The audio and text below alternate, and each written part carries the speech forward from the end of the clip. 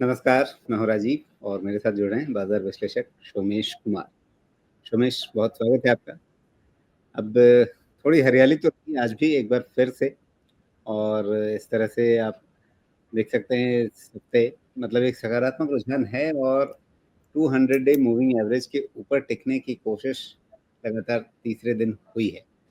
कई बार लोग कहते हैं कुछ एक्सपर्ट्स कि 3 दिन अगर किसी मूविंग एवरेज के ऊपर बंद हो जाए तो फिर मतलब समझ लें कि उसके ऊपर टिक गया है।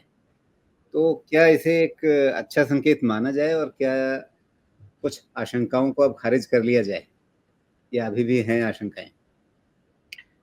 राजीव, ऐसा है कि 25,000 तक का एक्सटेंशन तो हमने वैसे भी लिया हुआ है इस रैली का। जी। और ऐसा है कि पहले आपने वहाँ तक 24,200 रखा था लेकिन फिर ग्रेस मार्क दिया कि 800 पॉइंट बोनस लेकर चलना होगा। चलना ही होगा, क्योंकि अभी क्या है कि बहुत एकदम समझिए कि लोगों को भूख लगी है ना। जितनी गिरावट थी, किसी के पास कुछ बचा ही नहीं है, मतलब लुंगी तक नहीं है। तो अब इतनी भूख लगी है कि भाई खाने के लिए कुछ भी मिलेगा तो खा जाएँगे। लेकिन हम तो सावधान रहने कहते हैं और सावधान रहेंगे। ऐसा नहीं है कि मौका नहीं मिलेगा, मौका मिला था तो डर नहीं लगना चाहिए और मौका फिर मिलेगा तो डर नहीं लगना चाहिए। राजीव जी, इसमें ना मुझे थोड़ा एक एंगल लाना है। मेरे डर का एक नया रीज़न है, जो मैं चाहूँगा कि आज डिस्कस थोड़ा-सा उसको करूँ। ये अच्छा रीज़न नहीं है, मैं पहले बता दूँ। अच्छा रीज़न नहीं है का मतलब ये है कि देखिए, ग्लोबल फ्रंट पे तो अभी आप देख ही रहे हैं, ट्रम्प को हर चीज़ पे बैक फुट पे जाना पड़ रहा है। उनकी तो मतलब कोई उनका सम्मान रहा ही नहीं है। हर तरफ से पिट रहे हैं। पवेल को निकाल देंगे, अभी बोलते हैं मैंने ऐसा बोला नहीं, मीडिया झूठ बोल रही है। चाइना 145% बहुत हाई है, नीचे ले आएँगे, नेगोशिएशन होगा। हर जगह बैक फुट पे जा रहे हैं, क्योंकि उनको समझ में तो आ चुका है कि उन्होंने हाथ से तो तीर कमान से तो निकाल दिया है, अब नहीं सँभल रहा। उनका छीछा लेकर ज़बरदस्त होगा, निश्चिंत रहें। और जो हमने अपना ट्रैजेक्टरी डिफ़ाइन किया हुआ है, वही ट्रैजेक्टरी से चलेंगे। आप देखिएगा, इस साल हमको बाज़ार मिलेगा 26-28 हज़ार तक का तो रखना ही है। अगर जीडीपी डैमेज इन लोगों ने नहीं किया, तब मिलेगा। मुझे अब एक नया डर है, हालाँकि ये डर से मुझे थोड़ा-सा भी डिसअपॉइंटमेंट नहीं है, मैं बताता हूँ क्या। देखिए, कल जो कश्मीर में हुआ ना, ये इतना संवेदनशील जो कहते हैं ना, इतना सेंसिटिव है कि किसी भी देश का तो खून खौल जाएगा। और प्रधानमंत्री जी वापस आ गए हैं आधे विज़िट से। इसका मतलब एक तो पक्का है कि एक्शन तो होगा, और मैं कहता हूँ एक्शन होगा नहीं, एक्शन होना चाहिए। और एक्शन टेररिस्ट-वेरिस्ट वाला नहीं होना चाहिए, एक्शन फुल एंड फाइनल होना चाहिए कि पीओके भारत में लेके आ जाइए। That is the only final action जो होना चाहिए, तभी ये चीज़ रुकेगी। नहीं तो इतना गंदा काम जो कल हुआ है, उसके बाद तो पूरा देश हिला हुआ है। एक ही मुझे तो यही लगता है, पीओके लेके आइए, जो होगा देखा जाएगा। चाइना बीच में आता है तो लॉबी कीजिए, उसको भी उड़ाइए, लेकिन पीओके लेके आइए और इस चीज़ को परमानेंटली खत्म कीजिए। और ये मेरा थोड़ा स्टॉक मार्केट के लिए डर भी है, क्योंकि एक्शन तो होगा। हमने देखा हुआ है कि कोई भी ज़मीन पे अगर किसी तरह का एस्केलेशन होता है, तो वहाँ पे थोड़ा फ़ाइनेंशियल मार्केट में भी इश्यू होता है। मैं ये नहीं कह रहा कि होगा, लेकिन ये डर मुझे थोड़ा-सा बन रहा है कल के बाद।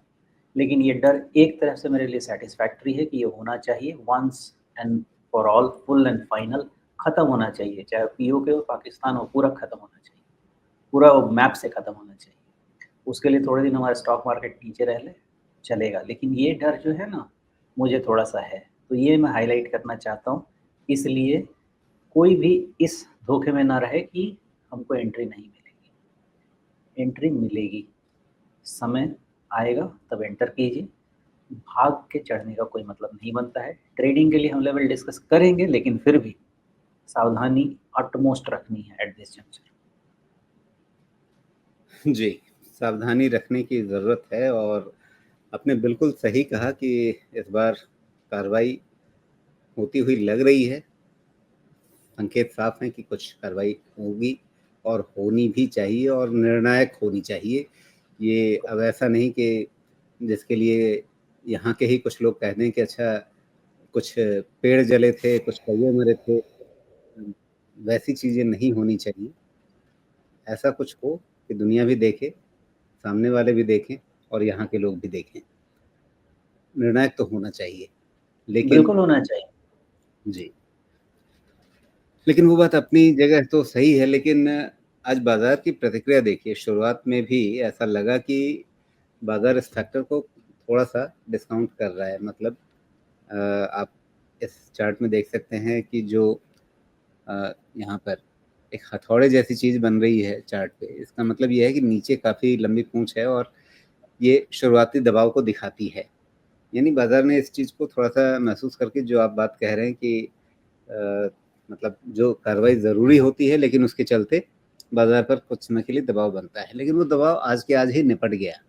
तो आप देख सकते हैं कहाँ 24 125 के आस-पास तक नीचे आया था और फिर अंत में बंद हुआ है 24 330 के ऊपर। तो ये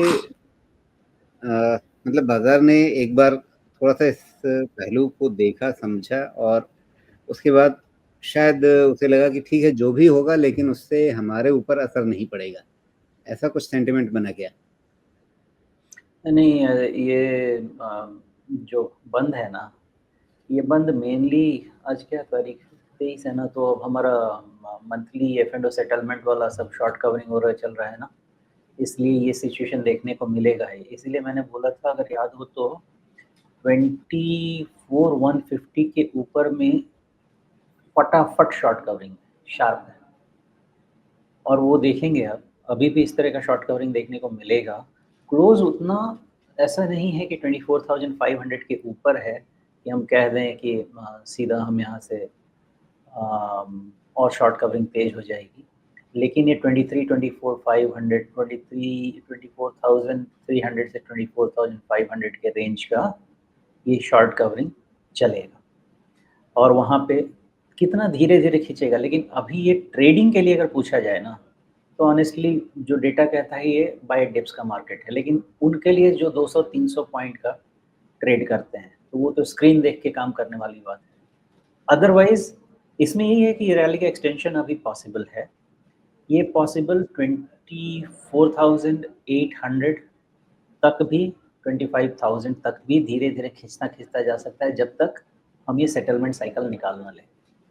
और उसके बाद फिर कूल ऑफ करेक्शन होगा तो देखा जाएगा, लेकिन सावधानी ही रखनी है ट्रेडिंग स्टैंड पॉइंट से लेवल्स, अदरवाइज स्टे अवे। जो हमने खरीदा है, मैं फिर रिपीट करूंगा, 22,000 23,000 में धुन के बोला है खरीदने को, मैंने सबको 100% इन्वेस्टेड रखा है, उसमें कोई चेंज नहीं होगा। उसको होल्ड कीजिए, अपने आप को समय दीजिए। जी। तो फिर अभी इस हफ्ते जो बचा हुआ समय है, यहाँ पर लेवल्स कौन से ध्यान में रखने हैं और उनके हिसाब से किस तरह की मतलब दिशा लेकर के चलना है? जी देखिए, सबसे पहले हम आ जाएँगे, पहला जो गैप था 23,850 के ऊपर का जो गैप खुला है, 23,850 ये हमारा मोमेंटम गैप है, ओके? तो अब सवाल है कि मोमेंटम गैप तो है, तो बाई कहाँ करना है? तो क्लोज़र टू 24,000 ट्राई किया जा सकता है, लॉन्ग एज़ 23,850 होल्ड कर रहा है, वो गया तो फिर मोमेंटम आएगा। लेकिन हो और इस बाज़ार में ओवरनाइट पोज़ीशन कैरी करने का रिस्क बहुत तगड़ा है, कोई भी ओवरनाइट कैरी नहीं करेगा। इस चीज़ का ध्यान रहे सारे ट्रेडर्स को। बहुत ओवरनाइट कुछ भी कहीं भी हो सकता है, यहाँ यूएस में कहीं भी हो सकता है, ओवरनाइट पोज़ीशन कैरी ना करें।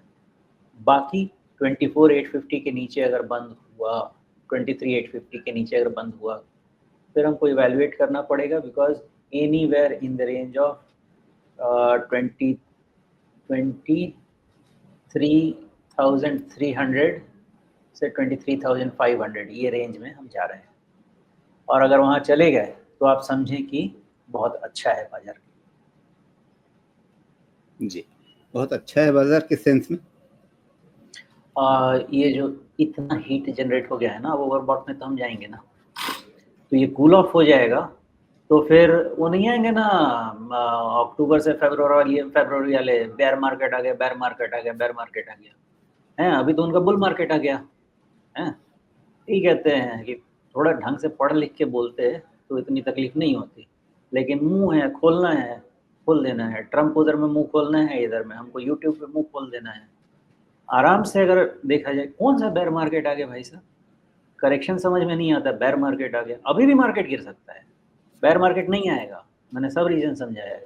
अब आराम से बस करेक्शन हो जाता ना तो ये हीट जो है ये निकल जाता। जी, बिल्कुल। कुछ दिनों के अंदर आप ये देखिए, अभी हमने 7 अप्रैल को ही ये बॉटम बनाया था लगभग 21,744 का, और वहाँ से 21,744 से आप 24,400 के आसपास आ चुके हैं कुछ दिनों के अंदर ही, लगभग 2 हफ्ते के अंदर। तो काफ़ी तेज़ चल रही है और उसका कुछ करेक्शन लाज़मी भी है। लेकिन मान लीजिए, जो मैंने एक सवाल आपसे शुरुआत में पूछा कि 3 दिन हो गए 200 डे मूविंग एवरेज को बचा करके रखते हुए, अगर मान लीजिए ये 200 डे मूविंग एवरेज नहीं छूटता है, 24,000 मोटे तौर पे उसके नीचे नहीं जाता है, फिर क्या व्यू लेकर के चलना होगा? नहीं, मूविंग एवरेज को छोड़ दीजिएगा राजीव जी, वो धोखा हो जाएगा। क्योंकि इतनी लंबाई है ना, ये सीढ़ी की लंबाई ऐसी है कि सीढ़ी का पीछे पलटने का चांस ज़्यादा रहेगा, कोई चढ़ने की कोशिश करेगा। मूविंग एवरेज के बाद थ्रोबैक होके फिर निकले, उसके बाद कोई टेंशन नहीं है। लेकिन दोबारा में ये पहले वाले में ना थोड़ा रिस्क है। जी, तो बार-बार मतलब 23,850 के ऊपर ही नज़र रखनी है। जी, पहली। ठीक है, ये रही बात निफ्टी की। अब इसके बाद निफ्टी बैंक को देखें तो वहाँ पे आज करेक्शन का दिन था, यहाँ भी काफ़ी तेज़ चाल थी और उसके बाद आज ये हमें करेक्शन देखने को मिला है यहाँ। ठीक-ठाक करेक्शन है, कोई बहुत ज़्यादा गहरा नहीं, आधे % के आसपास का नुकसान है। यहाँ क्या देख रहे हैं अगले 2 दिनों में? यहाँ पे भी रिस्क है, तो मैं तो यही मान के चलूँगा कि ये जो गैप है ये भरना चाहिए किसी दिन। इसलिए चलते हुए में तो नहीं खरीदना है हमको, आराम से नीचे मिले तो खरीदा जाए। ये गैप, हाँ, ये भी कह सकते हैं कि ये मोमेंटम गैप को मेंटेन किया जाए, तो कर सकते हैं। लेकिन अगर मोमेंटम गैप अगर गया, तो छोड़ दीजिए। मुझे तो लगता है कि बहुत रिस्क हो जाता है। अगर निफ्टी बैंक का पहले भी कोई चाल देखे, हमेशा से कहता हूँ कि निफ्टी बैंक में रहेंगे, बैंक होल्ड करेंगे तो आपको पैसा मिल जाएगा। चलना शुरू करेगा तो आप चढ़ के दिखा दें, नहीं होगा। हर बार तो प्रूव कर रहा है बैंक अपने आप को। मेरे बोलने से तो अच्छा है कि हर बार का पैटर्न ही देख लिया जाए। तो बस यही है कि बैंक में थोड़ा-सा इंतज़ार करें, कूल ऑफ मिले 51 टू 53 के रेंज में स्टार्ट राइडिंग अगेन, और फिर हम वो 60,000 वाली तैयारी करें। जी, ये रही चाल निफ्टी बैंक की। निफ्टी आईटी ने काफ़ी बड़ी चाल आज दिखाई है। नतीजों को लेकर के बड़ा उत्साह नहीं था, उसके बाद भी आप पिछले 3-4 दिनों की कैंडल देखिए। क्या नतीजों में और इस चाल में कोई तालमेल बैठ रहा है? शॉर्ट कवरिंग है ये, तो नतीजे एक भी ढंग के नहीं हैं। कंपनी का खुद ही नतीजा निकल गया है। तो अभी जो है ना ये शॉर्ट कवरिंग हमने कहाँ तक डिस्कस किया था, ये शॉर्ट कवरिंग आने का? निफ्टी आईटी,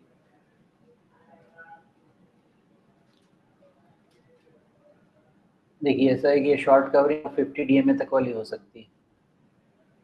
तो इसलिए हो सकता है बहुत ओवरसोल्ड था ना, 38,000 की तरफ वाला जो हाई है, उधर तक भी 50 शॉर्ट डीए में, कवरिंग यानी जाने कि की। ये अभी यहाँ पर है 37,600 के आसपास। जी, बिल्कुल।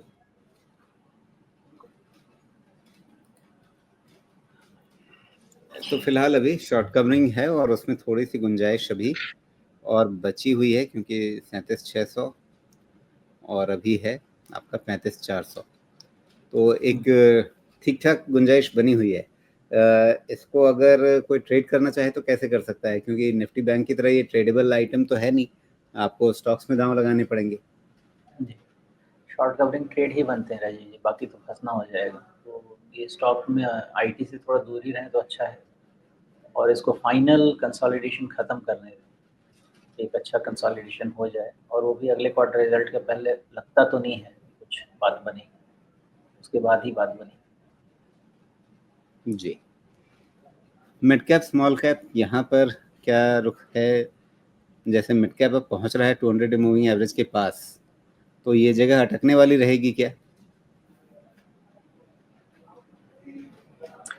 तो बिल्कुल डायरेक्शन जो था वही है, 200 ईएमए तक आने के लिए मैंने ऐसा सोचा था और ऐसा बताया था, 200 ईएमए तक आ जाएगा और एक बार वो आ जाए ना, तो वहाँ पे फिर थोड़ा-सा वेट करेंगे और उसको रीअसेस करेंगे।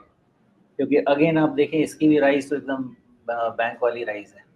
तब तक थोड़ा हमारे पास रिज़ल्ट और मिल जाएगा। अभी तो 23 अप्रैल है ना, मई में ही main result mid cap, small cap का मिलेगा। तो इनका एक्चुअल माहौल जो हम समझ पाएँगे ना, वो मई में समझ पाएँगे। लेकिन 200 ईएमए के पास केयरफुल रहें, बहुत चढ़ते में कुछ भी ना करें। जी।